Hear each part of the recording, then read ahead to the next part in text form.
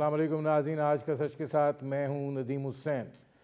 Election के साथ साथ अदालती गहमा गहमी भी जो है वो बहुत ज़्यादा है। सबसे पहले पेशावर हाई कोर्ट जिसने इलेक्शन कमीशन ऑफ पाकिस्तान के तहरीक इंसाफ को बल्ला वापस लिए जाने पर हुक्म इम्तनाई दिया था, आज वो हुक्म इम्तनाई खारिज कर दिया है और ये बात कही है कि डिवीज़न बेंच जो है वो इसको सुनेगा, जो 2 रुकनी होगा, और फिर ये फैसला होगा कि क्या होता है। अब दूसरी तरफ पाकिस्तान तहरीक इंसाफ की जो कानूनी टीम है, दिखाई ये देता है कि उनमें भी मामलात जो हैं वो एक सतह पर नहीं हैं। पाकिस्तान तहरीक इंसाफ के चेयरमैन गौर खान कह रहे थे कि हम सुप्रीम कोर्ट कल जा रहे हैं और उनसे इस्तदा करेंगे कि फौरी तौर पर जो है हमारा बल्ला हमें वापस दिया जाए, क्योंकि इसके मुज़मरात जो हैं वो बहुत ज़्यादा हैं और वक्त जो है वो बहुत थोड़ा है। जबकि सेनेटर बैरिस्टर अली ज़फ़र कह रहे थे कि अभी नहीं सोचा है कि हमने कहाँ जाना है और क्या करना। दूसरी तरफ आज सुप्रीम कोर्ट के अंदर लेवल प्लेइंग फील्ड के हवाले से जो है वो समाअत हुई है और इस समाअत को चूँकि बराह रास्त दिखाया गया और उसके बाद जो लापता अफराद से मुतल्लिक समाअत थी उसको भी बराह रास्त दिखाया गया, तो लोगों को ये समझने में यकीनन आसानी हुई होगी कि बयानिए और प्रोपेगेंडे में जो है वो क्या फ़र्क होता है। आज लेवल प्लेइंग फील्ड के हवाले से चीफ जस्टिस साहब जो हैं वो तहरीक इंसाफ के वकला शुएब शहीन और लतीफ़ खोसा से बार बार कहते रहे कि ये अदालती फ़ोरम है, सियासी फ़ोरम नहीं है कि आप यहाँ पे तकरीरें करें, आप शवाहिद बताएं कि आपको क्या मुश्किलात दरपेश हैं। उन्होंने जब ये बात की कि उनके जो कागजात नामजदगी लोग दाखिल कराने जाते हैं उनको उठा लिया जाता है, उनके जो प्रपोज़र हैं, सेकेंडर हैं, उनको गायब कर दिया जाता है, तो उसके हवाले से चीफ जस्टिस का कहना था कि इलेक्शन ट्रिब्यूनल्स बने हुए हैं, जजेस तैनात हैं, वहाँ पे समाअत हो जाएगी, मसला क्या है। आप तौहीने जो सुप्रीम कोर्ट का फ़ैसला है उसका मुकदमा लेकर आए हैं, आप उस हवाले से जो है वो शवाहिद पेश करें, क्योंकि 22 दिसंबर का फ़ैसला बड़ा दुरुस्त फ़ैसला था और बड़ा सख्त फ़ैसला था। लेकिन इसरार के ऊपर फिर चीफ सेक्रेटरी और आईजी पंजाब जो हैं उनको जो है नोटिस जारी किए गए हैं और जवाब तलब किया गया है। आज जो लापता अफराद का जो केस था उसमें भी 2 चीज़ें जो हैं वो चीफ जस्टिस काजी फाइज ईसा की जो हैं वो अहम थी। एक तो उन्होंने कहा कि मुल्क को अंदर से फ्रैक्चर कर दिया गया है, दूसरी बात उन्होंने ये कही कि एक माइंड सेट है उसको तब्दील करने की ज़रूरत है और हम ये चाहते हैं कि जो हुआ ये मज़ीद ना हो। लेकिन आज एक बात बड़ी वाज़ेह हुई, जब मुकालमा हुआ चीफ जस्टिस काजी फाइज ईसा का और आमना मसूद जंजुआ का, तो उन्होंने इस बात को जिस तरीके से बयान किया कि उनके शौहर जो हैं वो पेशावर जाने के लिए निकले, उनके बाद उसका कोई पता नहीं चला।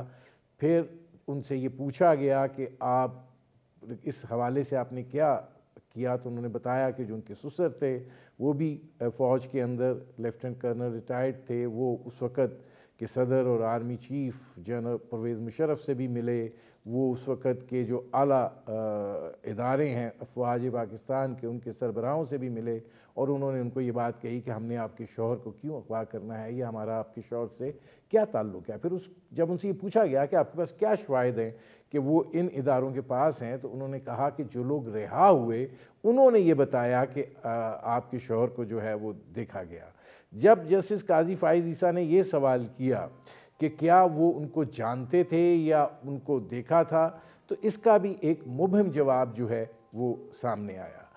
लेकिन इसके साथ जो मामलात हैं वो जो कमीशन बनाया गया था उसकी कारकर्दगी भी इंतहाई अफसोसनाक तरीके से उभर कर सामने आई और ये पता चला कि 700 के करीब लगभग अफराद हैं जिनके प्रोडक्शन ऑर्डर्स जारी किए गए हैं और उन पर अमल दरामद नहीं हुआ। एक रिपोर्ट हाई कोर्ट में भी जमा कराई गई है जिसमें कहा गया है कि 51 पर जो है वो अमल दरामद हुआ है और जाहिर है इस हवाले से चीफ जस्टिस ने रिपोर्ट जो है अब अटॉर्नी जनरल को कहा है कि वो एक बड़ी वाज़े नामों के साथ रिपोर्ट जो हैं और अदवार के साथ कि किस दौर में कितने लोग जो हैं वो गायब हुए, उनकी तफसीलात जो हैं वो दी जाएं।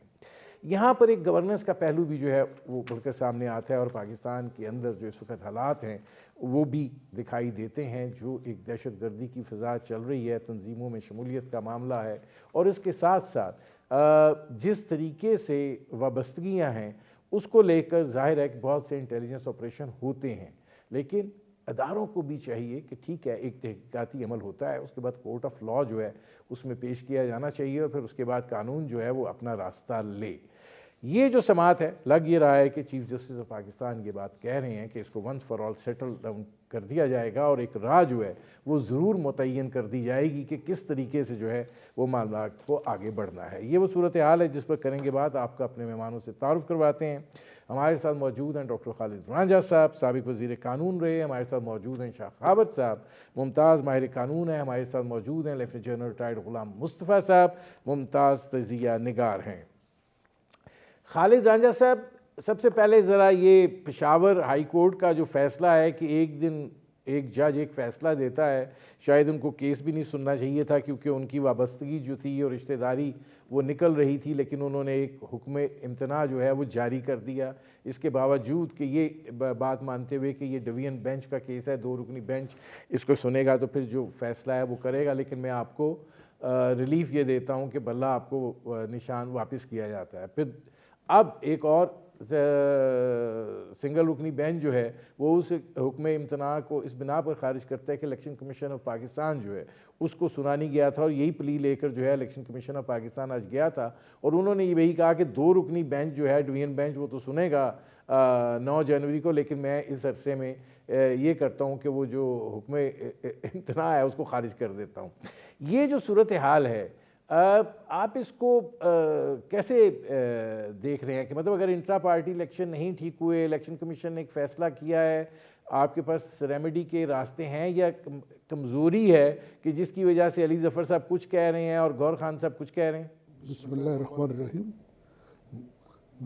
मैं समझता हूँ कि जो इलेक्टोरल प्रोसेस इस मुल्क में है वो बजाय इलेक्शन के मुकाबले के वो दुश्मनी में कन्वर्ट हो रहा है।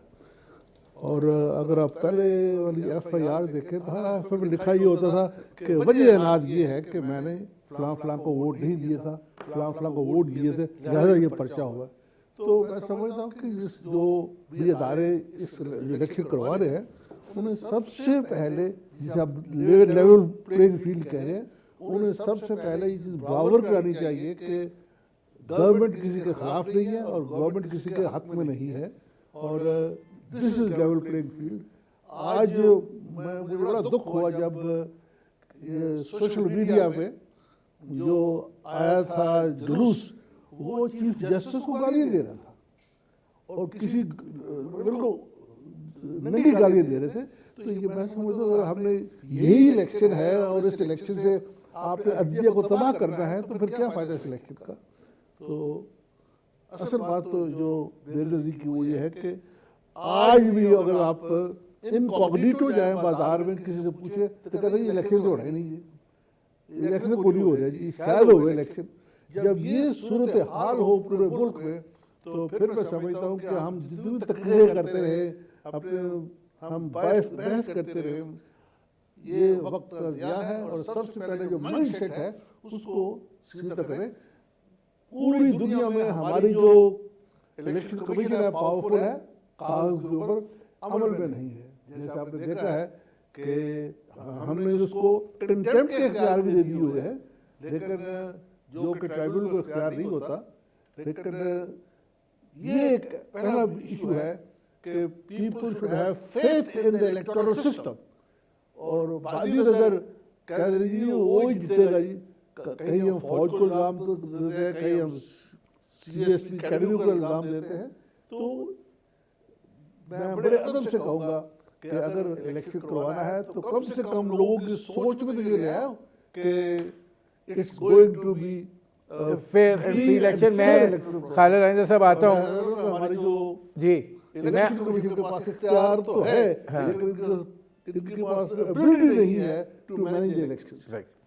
अब शाह खावर साहब, खालिद रांझा साहब का एक मौक़िफ़ है, लेकिन ये जो अब सूरत हाल दरपेश है बल्ले के निशान के हवाले से, ये कानूनी है, नहीं इलेक्शन अपने पार्टी के उस ज़ाब्ता कार के मुताबिक करवाए जिसके तहत वो इलेक्शन कमीशन को मुतमईन कर पाते, और फिर इलेक्शन कमीशन जो है उसने ये रविश जो है वो इख्तियार की, या ये कि बाकी पार्टियों के भी एक इस्तदलाल ये है कि इसी तरह ही होते हैं? देखिए नदीम साहब, बात ये है कि ये जो एक बड़ा कंट्रोवर्शियल इशू है, इसमें जो पीटीआई का मौक़िफ़ ये रहा है कि जो पहले उनके इलेक्शंस चैलेंज हुए थे उस पर उन्होंने फ़ैसला बहुत ताख़ीर से दिया था, और फिर उन्होंने दोबारा हुक्म दिया कि आप अपने फ्रेश इलेक्शन करवाएं। तो पीटीआई के मुताबिक उनके पास इतना टाइम नहीं था, और उन्होंने जो एक टाइम फ्रेम जो दिया गया था उसके अंदर उन्होंने इलेक्शन करवाना था। तो ये तो उनका एक ग्रीवेंस है। दूसरी बात ये है कि जो भी इलेक्शन कमीशन में कोई भी पार्टी इन्वेस्टेड होती है तो उसका मंशूर जो है या उसका जो कॉन्स्टिट्यूशन है उस पार्टी का वो हिस्सा होता है इलेक्शन कमीशन का, और उसमें इलेक्शन कमीशन का इलेक्शन जो इंटर पार्टी इलेक्शन होते हैं उसका तरीक़ाकार उसमें दिया गया होता है, और इलेक्शन जो है वो उसी तरीक़ाकार के मुताबिक होना ज़रूरी होते हैं। और अभी जो इलेक्शन कमीशन ने उनका ये जो दूसरा इलेक्शन था उसको करार दिया कि वो पीटीआई की अपने जो कॉन्स्टिट्यूशन है, आइन है, उसमें जो तरीक़ाकार दिया गया है उसको फॉलो नहीं किया गया और उसकी सरीहन खिलाफ वर्जी है। तो लिहाजा उन्होंने उस इलेक्शन को कालादम करार दिया, जिसके नतीजे में उनका इंतखाबी निशान बला जो है वो भी उससे भी महरूम हो गए। तो अब चूँकि ये भी एक सोचने वाली बात है कि पाकिस्तान तहरीक इंसाफ ने इसको जो चैलेंज किया वो पहले अनाउंस किया कि हम पेशावर हाई कोर्ट में करने जा रहे हैं। तो उन्होंने पेशावर हाई कोर्ट में पिटीशन फ़ाइल की, और आपको इल्म में है कि इस वक्त जो तातीलात है वो हाई कोर्ट्स पे जारी थी, और उस वक्त जो एक सिंगल जज बैठे थे उन्होंने उस कॉन्स्टिट्यूशन पिटीशन या रिट पिटीशन को जो है वो एडमिट किया। हालांकि उनके रूल्स के मुताबिक, पेशावर हाई कोर्ट रूल्स के मुताबिक जो भी आइनी दरख्वास्त होती है, रिट पिटीशन होती है, उसको 2 जजेस सुनते हैं। तो इसलिए उन्होंने फिर उसको सुनने के बाद उसमें हुक्म इम्तनाई जारी कर दिया, इलेक्शन कमीशन के फ़ैसले को मुअत्तल कर दिया, और साथ ही चीफ जस्टिस को सिफारिश कर दी कि इसको 9 जनवरी को जो है वो उसकी समाअत डिवीज़न बेंच के सामने की जाए, वो फिर इसकी जो फाइनल एडजुडिकेशन करेगी। तो उससे चूँकि इलेक्शन कमीशन एग्रीव था, और उन्होंने फिर एक नज़रसानी की दरख्वास्त हाई कोर्ट में ही फ़ाइल की, और उनका मौक़िफ़ ये था कि उनको सुने बग़ैर एक ऐसा फ़ैसला कर दिया गया कि जो कि उनको सुना भी नहीं गया, और दूसरा ये था कि वो जो अबूरी हुक्म जारी हुआ है। ये तो आप तफसील बयान कर रहे हैं, आपका अपना नुक्ता नज़र क्या है? मुझे 2 जुमलों में आप बताइएगा, फिर मैं आगे बढ़ूँ। देखिए, बात यह है कि एक टेक्निकल इशू है कि अगर तो जो तरीक़ाकार पीटीआई के आइन में दर्ज है उसके अगर इनहराफ में अगर ये इलेक्शन हुआ है तो फिर तो इलेक्शन कमीशन जो है वो बज़ाहिर हक बजानिब नज़र आ रहा है। तो अब उसकी जो इम्प्लिकेशन है वो आपके सामने है, लेकिन बहरहाल ये मैटर अभी भी सब जुडिस है। पेशावर हाई कोर्ट के अंदर में आता हूँ शाखावत साहब। अच्छा, इसमें जन साहब आज आपको मैंने 2 चीज़ों की वजह से लिया है। एक तो ये जो बात हुई है मिसिंग पर्सनस वाली, इसके ऊपर बात करनी है।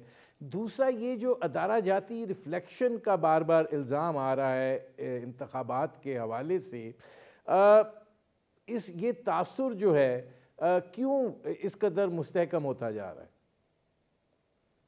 देखिए, बहुत बड़ी बदकिस्मती है। पहले रांझा साहब की बात में सुन रहा था, सही फरमा रहे थे वो। इसके बाद देखिए कौन सा ऐसा इदारा है जो आपका मोहतरम रह गया है। आपकी जो अदलिया है, जिस तरीके से उसके ऊपर सवाल उठ रहे हैं, और अब तो बाकायदा से बहुत आगे लोग बढ़ गए हैं इससे। उनका एहतराम, उनके फैसलों पे डेफिनेटली इख्तलाफ होते हैं, लेकिन उनका एहतराम एक जो लेवल होना चाहिए वो तो उससे हम बहुत नीचे आ गए हुए हैं। इस तरीके से इलेक्शन कमीशन को ले लें आप लोग, इसी तरीके से आप लोग अफवाज पाकिस्तान के बारे में जो लोगों की बातचीत है वो सुन लें। वो कुछ एक आदमी पर, न सिर्फ एक आदमी पे सिर्फ वो नहीं कि एक आदमी कुछ काम कर रहा है। ये कुछ शुरू हुआ कुछ अर्सा पहले, एक पार्टी के सरबराह ने बड़ा खुला बातें करने शुरू की, उसके बाद एक दूसरी पार्टी ने उठा के उसको कहीं से लेके चले गए। अब ये बताइए कि ये सारे इदारे इस मुल्क के हैं ना, इन इदारों ने मुल्क को चलाना है। अब इदारों को खत्म कर दें तो मुल्क कैसे चलेगा? इसमें एक नंबर 2 बात, एक बहुत बड़ा जो हमने नुकसान ये किया है कि हमारी जो सियासी अशराफिया है वो अपना सारे मामला लेके अदालतों में जाके बैठ गई है। आपकी पूरी सियासत इस वक्त अदालतों में फंसी हुई है वहां पे। अब जब सियासी फैसले अदालतों से आएंगे तो किसी को पसंद होंगे, किसी को नहीं पसंद होंगे, तो सियासत उधर ही आके फंस के रह गई हुई है। अगर आप देखिए कोई भी ऐसा मसला इस वक्त जो भी है, चाहे वो ये इंतखाबी निशान का मसला है, चाहे वो लेवल प्लेइंग फील्ड का मसला है, वो हमारी अदालतों में फंसे हुए जाके। अब वो जो हमारी आला अदलिया है वो क्या काम करे? ठीक है, इससे ये हमें बाहर निकलना पड़ेगा। मैं जन साहब आता हूँ, क्योंकि अब ज़रा इससे आगे बढ़ते हैं। नाज़रीन, हमारी गुफ्तगू जारी है, वक्त हुआ एक मुख्तसर से कमर्शियल ब्रेक का। मिलते हैं इस वक्फे के बाद। Welcome back. अब खालिद रांझा साहब ये फरमाइएगा कि जो बात जन साहब ने की है, सारे मामला आप अदालतों में ले जाते हैं। आज जब लेवल प्लेइंग फील्ड की बात हो रही थी तो चीफ जस्टिस साहब एक आइनी और कानूनी बात कर रहे थे, और शुएब शाहीन साहब और लतीफ़ खोसा साहब उसका उस तरह जवाब नहीं दे पा रहे थे। उनका सवाल ये था कि आप आए हैं तौहीन अदालत का मामला लेके कि जो 22 दिसंबर का ऑर्डर था उसकी तामील नहीं हुई। ज़िक्र आप कर रहे हैं चीफ सेक्रेटरी का, आईजीज़ का, या तो आप उसकी अलग पिटीशन डालें, या फिर ये है कि आप कहें कि ये सारा मामला है, या फिर इस चीज़ को उससे अलग करें। अब उन्होंने नोटिस तो कर दिए हैं, लेकिन जब आपके शिकवा और दूसरी एक और चीज़ ये भी थी कि उन्होंने कहा, उनसे पूछा कि जी ये बता दें कि आपके कागजात कितने मुस्तरद हुए हैं, उसकी तो आपके पास नंबर है, एक्सेप्ट कितने हुए हैं ये नंबर उनके पास नहीं था। तो उन्होंने कहा कि फिर इलेक्शन ट्रिब्यूनल बने हुए हैं ना, हाई कोर्ट के जजेस हैं, आपका मसला हल हो जाएगा, चले जाएं उधर और जाके बात कर लें। अब ये जो सिलसिला है कि हर मामूली बात के ऊपर आप जब अदालतों में घुसेंगे और एक आपके पास रेमेडी है वो रास्ता इख्तियार नहीं करेंगे, क्या ये तरीकाकार ठीक है? मैं समझता हूँ कि जो इलेक्टोरल प्रोसेस है, इलेक्शन जो है ये किसी की जायदाद का झगड़ा नहीं है, किसी के पानी का झगड़ा नहीं है, लेकिन हमने इसको कन्वर्ट कर दिया है एज इफ ये जाती लड़ाई है हमारी। और जब तक हम ये करते रहेंगे उस वक्त तक अभी तक हम फैसला नहीं कर सके कि इलेक्शन डिस्प्यूट्स है क्या वो अदालत को सुनना चाहिए। तमाम दुनिया में there are tribunals, election tribunal जो है वो बेशक ये मामला सुने। जब अब ये मामला अदालत में लेके आते हैं ना मामला हल होता है और ना जो तकद्दुस है अदलिया का वो सस्टेन करता है। तमाम दुनिया में हमारे अक्रॉस द बॉर्डर्स उन्होंने हाई कोर्ट में जाके ये अपील का मसला उड़ा दिया है और सिर्फ ट्राइब्यूनल कायम किए हैं। और मैं भी ये कहूँगा कि एक वजह जैसे आज नारे लग रहे थे चीफ साहब के खिलाफ, तो ये तो आप रोज सुनेंगे कि फलां के खिलाफ मुर्दाबाद और फलां के खिलाफ जिंदाबाद। खुदा अदलिया को इसमें ना धकेले, जब अदलिया आ जाएगी तो अदलिया भी एग्जेक्टिव हो जाती है। और बाजी में भी जय साहबान ने, मैं बड़े अदब से कहता हूँ, उन्होंने भी गलती की है कि अपने आप को एरोगेट करते हैं एग्जेक्टिव अथॉरिटी, जो कि वो नहीं है, वो तो जुडिशियल अथॉरिटी है और आइन के मुताबिक उन्होंने ये फंक्शन करना चाहिए। लाइकवाइज जो हमारी ट्राइब्यूनल है वो यकीनन उनको हमने इख्तियार दिया है, let them work and let them operate properly. क्योंकि आइन में आपने लिख दिया है कि इलेक्शन करवाना जिम्मेदारी इलेक्शन ट्राइब्यूनल की नहीं, ये इलेक्शन कमीशन की है। और इलेक्शन कमीशन जो है उसके इख्तियारात जो है वो इतने वसी है कि आप सोच सकते।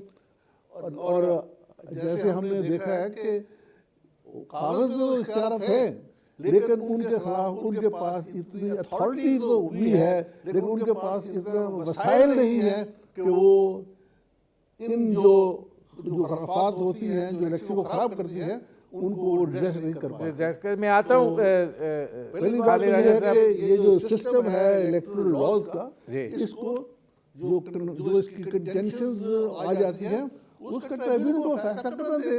Why does court come into it? अच्छा, अब इसमें शाखावत साहब ये फरमाइएगा कि मैं आता हूँ खालिद रांझा साहब, ये है कि no no political matter should be brought to the courts.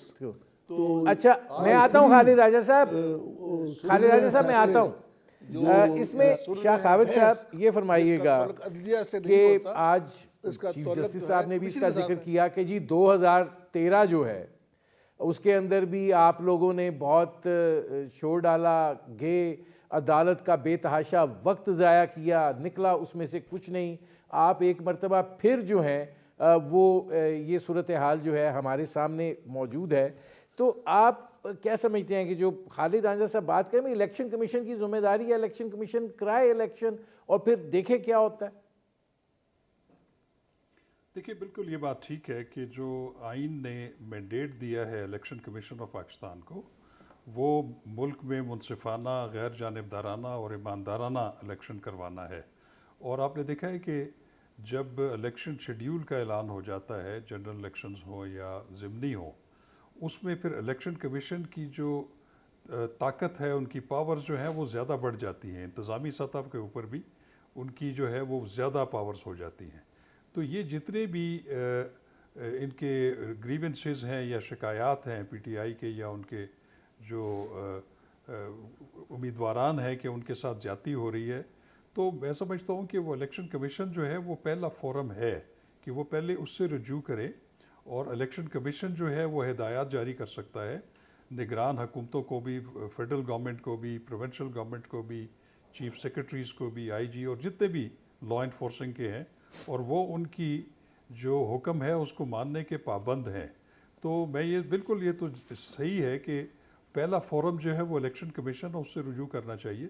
लेकिन चूँकि सुप्रीम कोर्ट ने इस पर कॉग्निजेंस ले ली है और वो देखते हैं कि वो सुप्रीम कोर्ट इसको कैसे टैकल करती है। अगर वो वाकई समझती है कि ये इंसानों के या शहरियों के बुनियादी हकूक़ जिसमें मफाद आमा का कोई क्वेश्चन है, तो फिर उस पर लाजमी नोटिस लेंगे। इसमें तो शाखावत साहब एक बात तो है ना, वो पीटीआई वाले कह रहे हैं कि जी हमारे बंदे उठा लिए जाते हैं, हमारे कागजात नामजदगी जमा कराने नहीं दिए जा रहे, पुलिस खड़ी होती है, फिर जो प्रपोजर है, सेकेंडर है, उनको उठाया जा रहा है। अब जब दूसरी तरफ की पूछते हैं तो वो कहते हैं जी सिर्फ उन लोगों के लिए जा रहे हैं जिनके नाम जो हैं वो मुख्तलिफ FIRs के अंदर दर्ज हैं या वो उसके अंदर मुलविस हैं।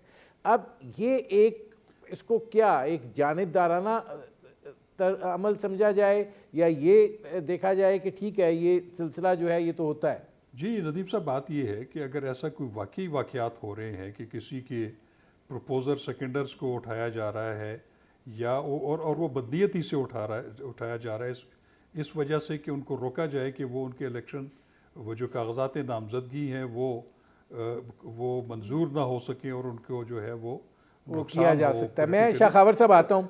अब जनरल साहब ये फरमाइएगा कि आज जिस तरह आमना मसूद जंजुआ साहबा से मुकालमा हुआ है और मिसिंग पर्सनस का ये जो इशू है, अब इसके दौरान इससे ये चीज़ तो सामने आ गई कि अगर हमारे इदारे जो हैं वो एक जोम में मुब्तला होकर कोई कार्रवाई ना करें और एक तरीक़ाकार इख्तियार करें तो मामलात जो हैं वो बड़े सटल अंदाज में सेटल हो सकते हैं।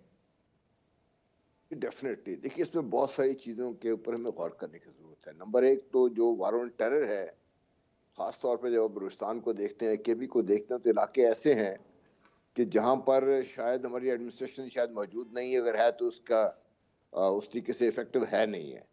क्योंकि जब आपका टेरर से मुठभेड़ हो जाती है तो उसके बाद आप वो सबूत इकट्ठे करना, लेके जाना, वो बड़ा मुश्किल बन जाता है, नंबर एक।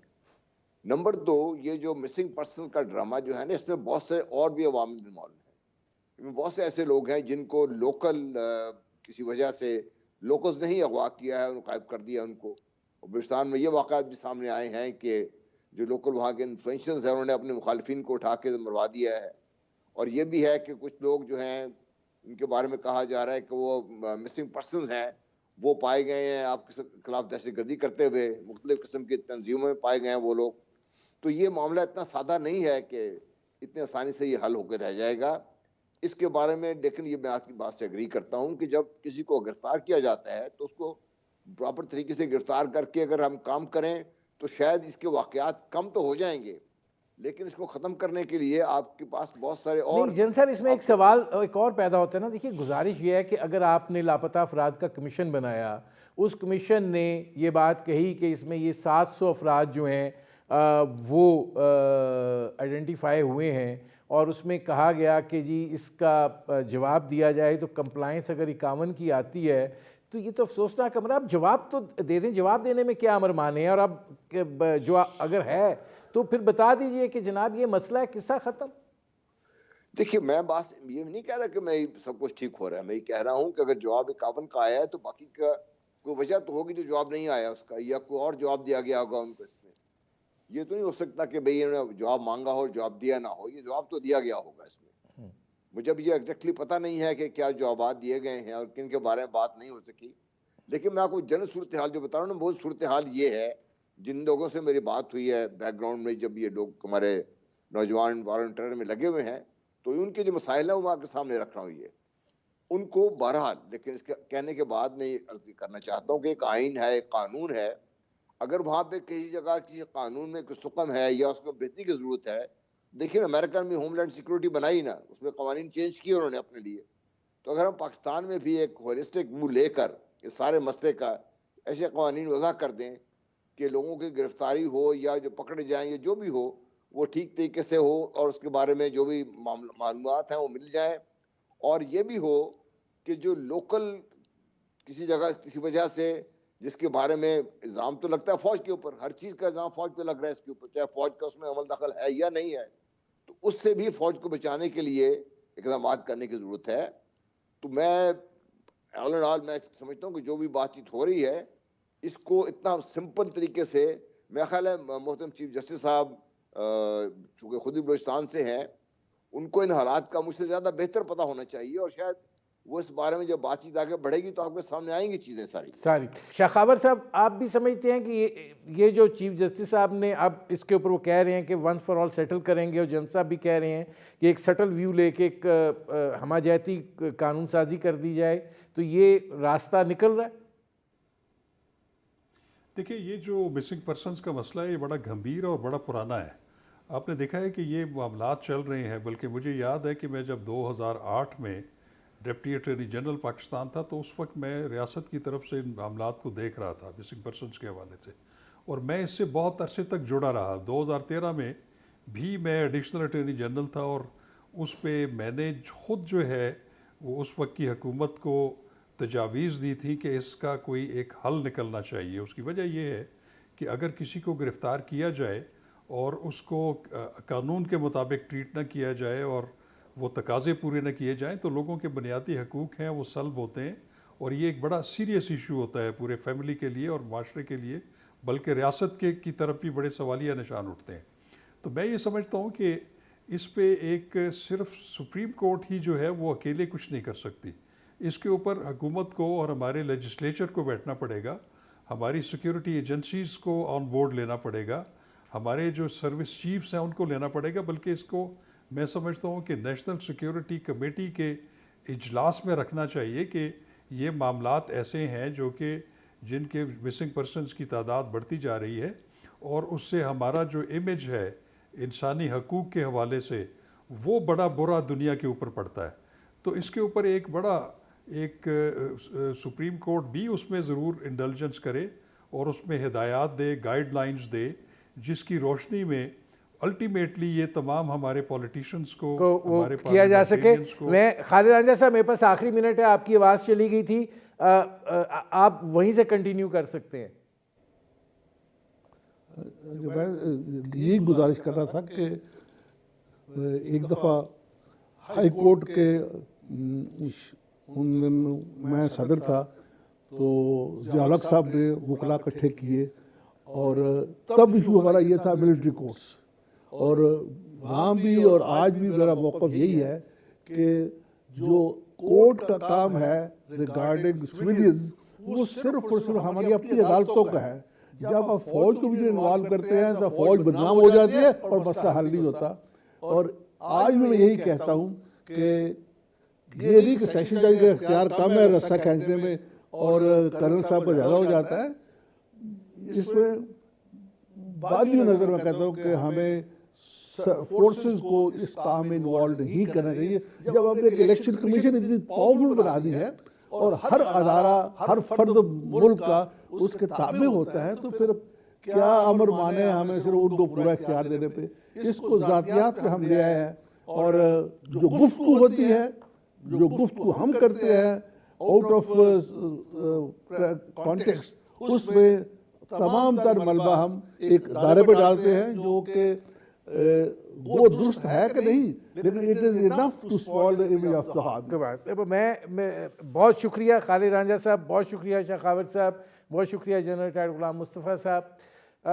नाज़रीन, वक्त हुआ एक मुख्तसर से कमर्शियल ब्रेक का। ब्रेक से जब वापस आएंगे तो एक मरतबा फिर कोविड की गुफ्तगू शुरू हो गई है, नए वेरिएंट की बात हो रही है, और ज़ाहिर है इन्फ्लुएंज़ा बड़ी तेज़ी से फैल रहा है और वैक्सीन का भी इशू बना हुआ है, इसके ऊपर बात करेंगे। मिलते हैं इस वक्फे के बाद। Welcome back. नाज़रीन, पंजाब में खुश्क सर्दी और स्मॉग जो है उसने बेपनाह मुश्किलात खड़ी की हुई हैं, लेकिन उसके साथ साथ दुनिया में इस वक्त कोविड के नए वेरिएंट की बात हो रही है, और पाकिस्तान के अंदर भी हर दूसरा शख्स जो है वो दिखाई ये दे रहा है कि वो या तो उसको इन्फ्लुएंज़ा है या नमूनिया है या क्या है, उसको कोविड के तौर पर तो ट्रीट नहीं किया जा रहा है, लेकिन जो डॉक्टर्स हैं वो भी कोई कोविड टेस्ट के हवाले से बात नहीं कर रहे हैं। लेकिन जाहिर है कि लोग जो हैं इस सूरत हाल से दो चार हो रहे हैं, और हमारे सामने भी इसकी कई मिसालें जो हैं वो मौजूद हैं।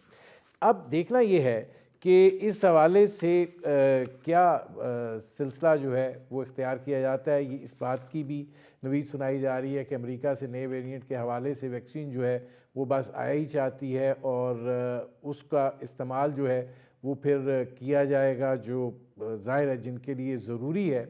क्या ये वेरिएंट जो है ये पाकिस्तान में है, या कोरोना जो है उसकी किसी भी शक्ल में कोई मामलात उस नौइयत के हैं, या ये इस वक्त जो लोगों को बीमारी की सूरत हाल का सामना है ये बुनियादी तौर पर ये खुश्क सर्दी और स्मोक की वजह से है, क्या सूरत हाल है, इस पर करेंगे बात। हमारे साथ मौजूद हैं डॉक्टर जुवैद इकराम साहब जो कि सूबाई वज़ीर सेहत हैं। डॉक्टर साहब, पहले तो ये फरमाइएगा कि ये कोरोना के हवाले से जो बहुत ज़्यादा कहा जा रहा है नए वेरिएंट के हवाले से, पाकिस्तान में इस हवाले से कोई सूरत हाल है? शुक्रिया जी नदीम साहब। देखें 2019 दिसंबर में जब ये दो वायरसेस स्विच हुई, यानी कि दो वायरसेस बन के एक वायरस बनी वुहान में, और वो बहुत बड़े साइज़ की वायरस थी और आरएनए वायरस थी जिसने यकसर पूरी दुनिया में फैली, और स्पीशीज स्विच के बाद उसने पूरा दुनिया का रहने सहने का तरीका भी बदलवा दिया। तो अभी भी वो पेंडेमिक ही है, WHO ने इसको डाउनग्रेड नहीं किया कि ये एपिडेमिक हो गया है। ये एक अलग चीज़ है, हमारा एटीट्यूड उसके बारे में फटीग में मुब्तला हो गए हैं, जिसको हम पेंडेमिक फटीग कहते हैं, कि हम अब ना उसकी परवाह नहीं कर रहे। लेकिन वो बिल्कुल पूरी दुनिया में मुख्तलिफ ममालिक में 150 से ज़्यादा ममालिक में मौजूद है ये वायरस, और ये रहेगी पूरी ज़िंदगी। मेरा ख़्याल में हमें जिस तरह टाइफाइड, मलेरिया या डेंगू वगैरह से इंसान को अफेक्ट हो सकता है, इसको भी होता रहेगा, और ये बढ़ती कम होती रहेगी, ये टिपिकल एक रहेगी। और इसकी जो जहाँ तक पाकिस्तान का तल्लुक़ है, तो पाकिस्तान में क्योंकि मैं प्रिंसिपल इन्वेस्टिगेटर हूँ स्टडीज़ का काफ़ी, और ये एक हमारी ऑन गोइंग स्टडी है, स्कॉर्पियो जापानीज स्टडी है, लेकिन उसको प्रिंसिपल इन्वेस्टिगेटर मैं ही हूँ। तो उसके तहत हम टेस्टिंग भी कर रहे हैं, और इसकी इम्यूनोजेनिसिटी भी, और इसकी वेरिएशंस भी देख रहे हैं, और म्यूटेशंस भी देख रहे हैं। जो लेटेस्ट JN1 है, जो बहुत सारे ममालिक में इस वक्त रिपोर्ट हो रहा है, इंडिया में भी, बांग्लादेश और श्रीलंका में हुआ है, वो एक वेरिएशन नहीं है, म्यूटेशन है। यानी कि इसकी जो स्पाइक प्रोटीन जिसके ऊपर कांटे होते हैं उनमें एक म्यूटेशन आई है, जिसको JN1 हम कहते हैं। ये ओमिक्रॉन से होते होते BA.1286 जो पाकिस्तान में ओमिक्रॉन और BA.1286 सबसे प्रेवलेंट स्ट्रेन है, अल्हम्दुलिल्लाह वो JN1 पाकिस्तान में अभी तक रिपोर्ट नहीं हुआ। और JN1 अगर खुदा ना खास्ता आएगा भी पाकिस्तान में, तो ये मैं बताता चलूँ कि अच्छी चीज़ ये है कि उसने विरुलेंस नहीं बढ़ाई, यानी कि इसकी ताकत नहीं बढ़ाई इंसान को डैमेज करने की या इंसान की जान देने की, बल्कि कमज़ोर हुई है वायरस उस लिहाज से। लेकिन क्योंकि ये स्पाइक प्रोटीन्स में है, कांटों में है, इसलिए इससे एक इंसान को दूसरे में लगने की अहलियत इसने कई गुना बढ़ा दी है, इसलिए इसका फैलने का चांस ज़्यादा है। और ज़ाहिर है कि ये म्यूटेशंस जब होती हैं या वेरिएशंस होती हैं इसकी RNA में, वो फिर पूरी दुनिया में फैलती हैं और पाकिस्तान को हाई अलर्ट रहना चाहिए।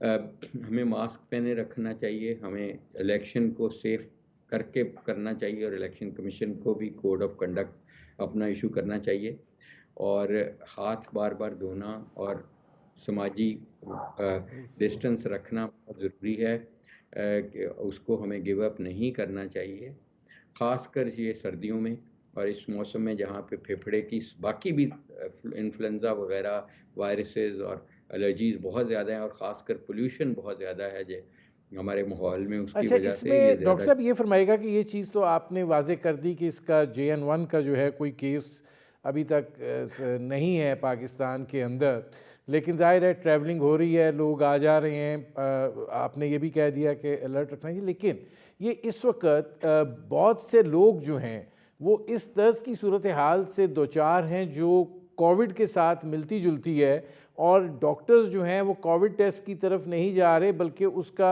उसी तरीके से जैसे आप इन्फ्लुएंज़ा का या बाकी चीज़ों का ट्रीटमेंट करते हैं आप कर रहे हैं, और फिर निमोनिया है उसकी भी शिकायत आ रही हैं कि वैक्सीन जो है वो दस्तयाब नहीं है। देखें, डॉक्टर्स डिपेंड करता है, मैं अगर समझता हूँ क्लिनिकली कि ये कोविड की पॉसिबिलिटी है तो मुझे ज़रूर टेस्ट करना चाहिए। टेस्ट भी इसके एक तो रैपिड टेस्ट है जो आप उसी वक्त 2 मिनट में रिपोर्ट आ जाती है, वो तो उसमें तो कोई वजह नहीं कि ना किया जाए, और वो JN1 को भी कवर करेगा तमाम को। जो बाकी PCR है, ज़ाहिर है उसके 4 से 6 घंटे लगते हैं टेस्ट के रिपोर्ट आने में, और वो अगर पॉजिटिव आता है तो वो भी चाहिए। तो एक स्क्रीनिंग है, एक कंफर्मेशन है, वो दोनों होनी चाहिए, ताकि इसकी शायद हमें इलाज में कोई इतना फ़र्क ना पड़े कि हमने क्या इलाज करना है। अगर ये फ्लू भी होता तो उसके भी मिलते जुलते अलामात हैं। ये सारी जितनी भी चीज़ें हैं, एलर्जी है, इसमें एंटीबायोटिक्स का तो रोल कोई नहीं है, लेकिन कोविड में अगर है तो उनको ज़ाहिर है हमें कहना पड़ेगा कि बच्चे को स्कूल ना भेजें या दफ्तर आप ना जाएं, वर्क फ्रॉम होम करें, और अपना घर के अंदर भी आप अलहदगी इख्तियार करें, पर ना पूरा घर ही इन्वॉल्व हो जाएगा। तो इसलिए टेस्टिंग मैं समझता हूँ ज़रूरी होगी और डॉक्टर उसको करानी चाहिए। अगर नहीं करा रहे तो वो अच्छी चीज़ नहीं है कि इसको इन अलामात कोई ऐसी नहीं है अलामत कि हम ये कह सकें, क्योंकि सब में नज़ला, ज़ुकाम, खांसी, बलगम, बुखार, नाक का ब्लॉक होना, सूंघने की अहलियत का कम होना, या टेस्ट की भी, इवन ये तमाम तकरीबन सब मिलती जुलती वायरसेस के दरमियान होता है। जहाँ तक आप बात कर रहे हैं वैक्सीन की, तो इसकी वैक्सीन तो डेफिनेटली है मौजूद, और अभी नई भी इसको वैक्सीन को भी इम्प्रूव किया जाता है। जब भी कोई म्यूटेशन आती है या कोई वेरिएशन आती है तो उसको उसमें इसी तरह टेस्ट को भी इम्प्रूव करना पड़ता है, कोई एक ही टेस्ट नहीं है कि हमेशा के लिए होगा। और तीसरे नंबर पे जो इसका हमें इलाज है, वो तो ऑब्वियसली अगर खुदा न खास्ता फेफड़ा इतना डैमेज हो जाए कि ऑक्सीजन को ट्रांसफ़र नहीं कर पाए, तो फिर उसमें तो हमें हॉस्पिटलाइज करना पड़ेगा। अदरवाइज़ ये घर पे इजीली ट्रीट हो जाएगा, डॉक्टर्स कर सकते हैं इजीली।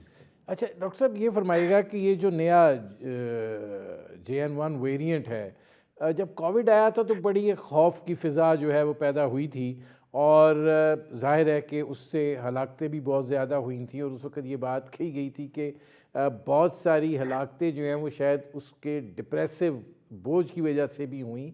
ये कितना डेंजरस है JN1 वेरिएंट जो है? मैंने आपको ये नदीम साहब पहले ही बताया है कि ये कोई डेंजरस नहीं है, बल्कि इसमें वायरस कमज़ोर हुई है। इस अहलियत के फेफड़े को डैमेज करने की या शरह मौत बढ़ाने में कमज़ोर हुई है। तो इसलिए इससे मैं समझता हूँ बिल्कुल डरना नहीं चाहिए, लेकिन उसकी अहलियत एक इंसान से लगने को अगर चांस पहले 10% था तो वो 30% हो गया है। तो इसलिए लगाव का उसके लिहाज से इसमें बड़ी है, क्योंकि ये स्पाइक प्रोटीन में म्यूटेशन आई है, जो कांटा है जिसके ज़रिए इसने सांस के ज़रिए अंदर जाना है और फिर फेफड़े को अटैच होना है, वो बढ़ गई है। लेकिन फेफड़े को डैमेज करने की अहलियत इसकी नहीं बढ़ी। कोई ऐसा कहीं से कोई रिपोर्ट नहीं है कि ये ज़्यादा डैमेजिंग हो गई है। इसलिए अल्लाह ताला का शुक्र है कि इसकी वो अहलियत नहीं बढ़ी। इसलिए मैं नहीं समझता कि डरने की ज़रूरत है। मैं समझता हूँ ना पैनिक करने की ज़रूरत है। जिस चीज़ की ज़रूरत है वो एहतियात है, और आपकी ज़िंदगी में वो एहतियात कभी भी नहीं जानी चाहिए, ख़ासकर सर्दियों के मौसम में, ख़ासकर जबकि हमारे इलेक्शंस करीब आ रहे हैं, जहाँ मेल जोल बढ़ना है हमारा, तो उसको भी सेफली कंडक्ट करना है ताकि एक ज़िंदगी भी ख़तरे में ना पड़े। अच्छा, इसमें डॉक्टर साहब ये फरमाइएगा कि बड़ी एफर्ट पंजाब गवर्नमेंट कर रही है स्मोक के हवाले से, लेकिन नतीजा जो है वो नहीं निकल पा रहा, और स्मोक जो है वो बड़ा एक रोल प्ले कर रहा है ये जो इस वक्त जिन बीमारियों का सामना है उस हवाले से। तो आप कैसे देख रहे हैं कि ये मामलात कोई बेहतरी की तरफ जाते हुए दिखाई देंगे कि ये भी एक क्रॉनिक डिजीज़ बन गई है हमारे लिए? देखें, स्मॉग कोई इस साल का फिनोमिनन नहीं है, पिछली कई दहाइयों का ये फिनोमिनन है। जब फॉग स्मॉग में बदली, हम बचपन में हमने देखी थी फॉग, उसके बाद तो हम स्मॉग ही देख रहे हैं। यानी कि पिछले 30-40 साल से हर सर्दियों में ये विजिबिलिटी की भी प्रॉब्लम होती है, बीमारियाँ भी बढ़ाती है, फेफड़े को भी इफेक्ट करती है, आपको और गले को और आँखों को और स्किन को। और इसकी वजह ये है कि ये सर्दियों, एक तो मौसम ऐसा होता है कि सस्पेंडेड आपके वेपर्स बहुत ज़्यादा होते हैं, और वो वेपर्स आपके पोल्यूटेंट से पोल्यूटेंट्स को ट्रैप कर लेते हैं। और ये ट्रिगर होती है हमेशा जब आप चावल की फसल को काट लेते हैं, तो आप उसके बाद उसके जो बाकियात हैं यानी स्टबल बर्निंग को, तो और वो बॉर्डर के उस पार इंडिया करता है, इस पार पाकिस्तानी किसान करते हैं, और हवा अक्सर ईस्ट टू वेस्ट चलती है पंजाब में, तो इंडिया की जो जितना इफेक्ट है वो भी हम पे करते हैं उसको बड़ा हैवीली। तो इसका तरीका तो ये है कि हम कोई ऐसा निज़ाम करें, हमारा फॉरेन ऑफिस, और हमने उन्हें लिखा भी है, कहा भी है कि वो इंडिया से, चाहे हमारे तल्लुकात अच्छे हैं कि नहीं हैं, लेकिन लोगों को तकलीफ से बचाना और लोगों की जानें बचाना उस तरफ सरहद के या इस तरफ भी इम्पोर्टेंट है। कोई भी मज़हब से ज़्यादा इम्पोर्टेंट है कि हम किसी का जानें बचाएं। तो हमें ये फॉरेन ऑफिस के ज़रिए ये हम चाहते हैं कि ये डायलॉग हो, और स्टबल बर्निंग हम ख़त्म नहीं कर सकेंगे जब तक किसान को अल्टरनेटिव नहीं देते। किसान जब काट लेता है चावल, तो उसी वक्त उसको बीजनी पड़ती है गंदम, क्योंकि टाइम ही कोई नहीं होता। तो उसका जो हल है वो ये है कि हम हैप्पी सीडर मशीन्स हैं वो लाएं। वो हमने पंजाब में एस्टिमेशन लगाई थी कि 50 अरब रुपए का वो खर्चा है। तो ज़ाहिर हम केयर टेकर हैं, हमने पूरा, हमें पता है कि how to do it and what to do, लेकिन हमारे पास ना पॉलिसी है, ना हम पॉलिसी बना सकते हैं, ना इस किस्म की फंडिंग है। तो इलेक्टेड हुकूमत के लिए हम बिल्कुल ये दे के जा रहे हैं। पाकिस्तान में पहली दफ़ा हमने आर्टिफिशियल रेन क्रिएट की वज़ीर आला की हिदायत पे। उन्होंने अबू धाबी से, अभी भी स्क्वाड मौजूद है इस वक्त लाहौर में, वो सारे पायलट्स और उनका इंफ्रास्ट्रक्चर और प्लेन्स खड़े हैं। लेकिन आर्टिफिशियल रेन करने के लिए ज़रूरी है कि लो क्लाउड्स हों, जो हमें नहीं मिल रहे पंजाब में कहीं भी। हाई क्लाउड्स में वो करने का फ़ायदा कोई नहीं, जैसे ही हमें लो क्लाउड्स मिलेंगे या तो वो होगा। अच्छा, मेरे पास चूँकि 2 मिनट हैं, इसमें डॉक्टर साहब ये फरमाइएगा कि कौमी इदारा सेहत जो है वो इस बात की वो कह रहे हैं कि कोरोना जो है उसके केसेस आ रहे हैं, और उन्होंने जो पॉजिटिव केसेस हैं, बड़ा नॉमिनल नंबर है लेकिन है 16 के करीब। ये जो केसेस हैं ये पुराने उस वेरिएंट से आप मुंसलिक करेंगे या कैसे इसको आप देखेंगे? देखिए, इस वक्त जो प्रेवलेंट स्ट्रेन है पाकिस्तान में वो वही है। देखें, जो BA 1.286 है, ये एक ओमिक्रॉन का वेरिएंट है, और वो जाहिर है हमारे पास जो वैक्सीन है वो भी कवर करती है, और जो टेस्ट हैं वो भी कवर करते हैं। तो इसलिए ये वही स्ट्रेन है जो ओमिक्रॉन के वेरिएंट्स आए हैं। तो अभी ये जो JN1 है, ये तो हमें कोई रिपोर्ट नहीं हुआ अभी तक कहीं से भी। जैसे ही होगा इसकी इम्यूनोजेनिसिटी वगैरह, तो वैसे एहतियातन हमने ऑर्डर जो नई वैक्सीन की हैं वो इस स्ट्रेन को भी कवर कर रही हैं, और जो टेस्ट भी अभी हमने प्राइमर्स किए हैं वो इस स्ट्रेन को भी कवर करेंगे तो इंशाल्लाह। वो तो आपने डिसाइड किया कि हाजियों को या हाई रिस्क पेशेंट्स को लगाए जाएंगे? नहीं सर, हमने कभी भी नहीं ये कहा। मैं तो इस पॉइंट ऑफ व्यू का हूँ कि जिनको भी वैक्सीनेशन जो भी हुई हुई है, चाहे वो चाइनीज़ हुई हुई है, वायरस वेक्टर सब यूनिट वैक्सीन है, कोई भी हुई हुई है, या उनको मैसेंजर RNA वैक्सीन हुई हुई हैं, उनको बूस्टर लगवाना चाहिए सर्दियों से पहले। अगर पहले नहीं लगवाया तो अब लगवा लें। जो भी अवेलेबल जी, वो बहुत लगवा शुक्रिया लें। डॉक्टर जावेद इकराम साहब। नाज़रीन, हमारे प्रोग्राम का वक्त ख़त्म हुआ। आपने हमारे पैनल के शुरका की गुफ्तगू सुनी। अब तक के लिए इतना ही, इजाज़त दीजिए।